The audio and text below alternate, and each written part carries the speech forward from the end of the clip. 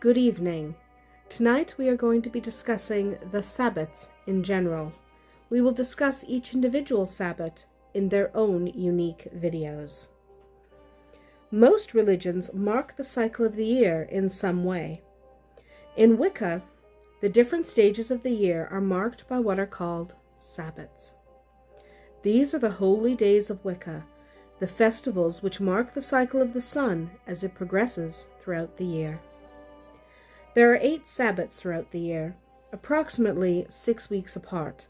That varies a little bit depending on the exact date of each Sabbat, but it's roughly 6 weeks. They are often divided into 2 categories, greater Sabbats and lesser Sabbats.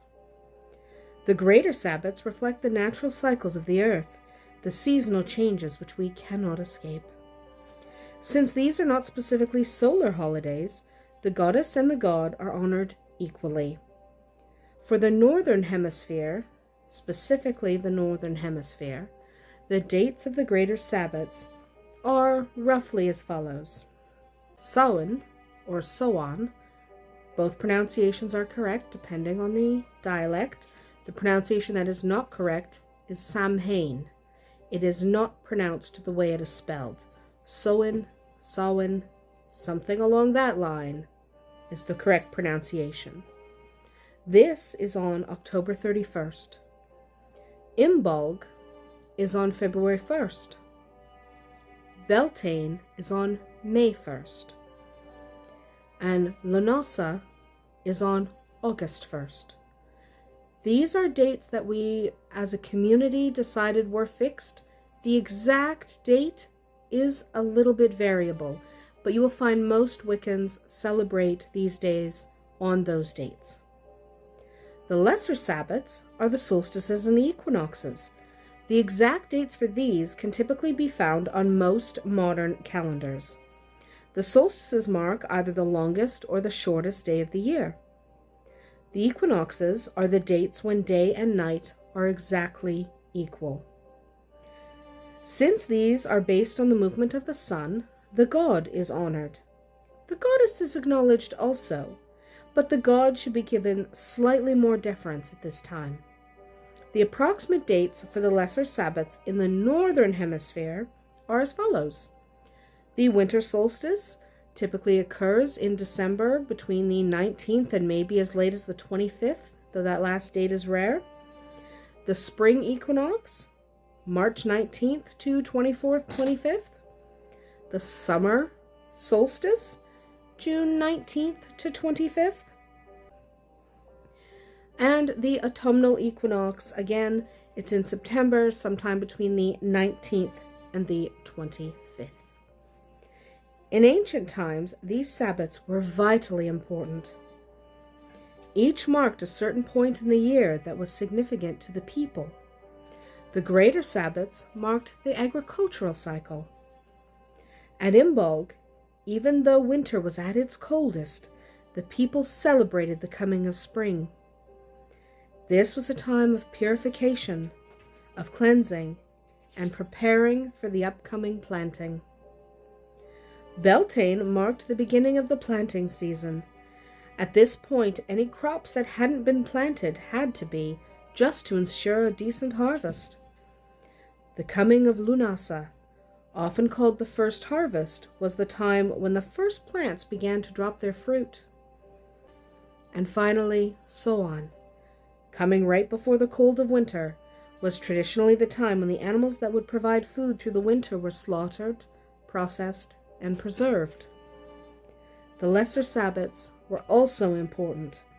The winter solstice was the time of rest, while the spring equinox marked the true beginnings of warmth, of the approach of summer. The summer solstice was the end of the planting season, and the fall equinox was the time of the final harvest, of ensuring that all crops were harvested and prepared for the long winter months.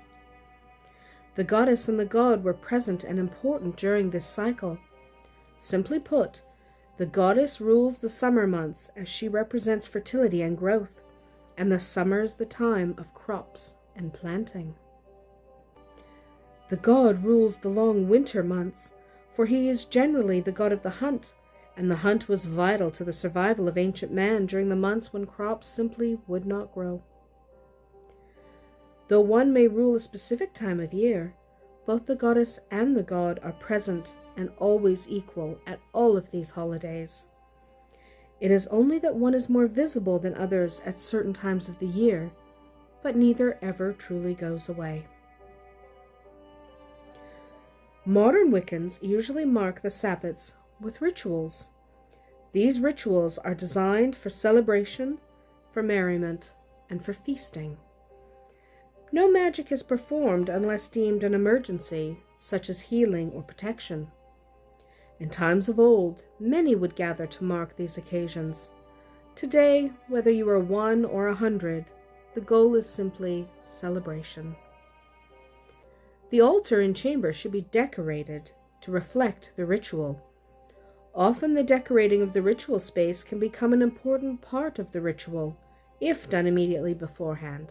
It is often incorporated into ritual. The rituals themselves vary greatly depending on the Sabbat to be celebrated. Generally, in most groups, after the ritual space is cleansed, purified, and prepared, there will be 2 segments to a Sabbat celebration. The first is the enactment. This can take a great many forms, from a skit to a dance to a poem or a song. Anything that truly reflects the season and the reason for the gathering. Then you have the declaration. This is simply a statement of the meaning of a particular Sabbat. And this is sometimes combined with the enactment. A lot of times you can't tell the difference between the two. These are pretty traditional in Wiccan Sabbat rituals. The exact form they take and then what follows after, how each group or each tradition honors the Sabbat, will vary greatly. So if you have had the honor of attending rituals of more than one group, you will notice they are very, very different, but all equally valid. The Sabbats, both the greater and the lesser, are a highly important part of modern Wiccan practice. They are holy days, celebrations, and an opportunity to reflect, all in one. Thank you for watching, and blessed be.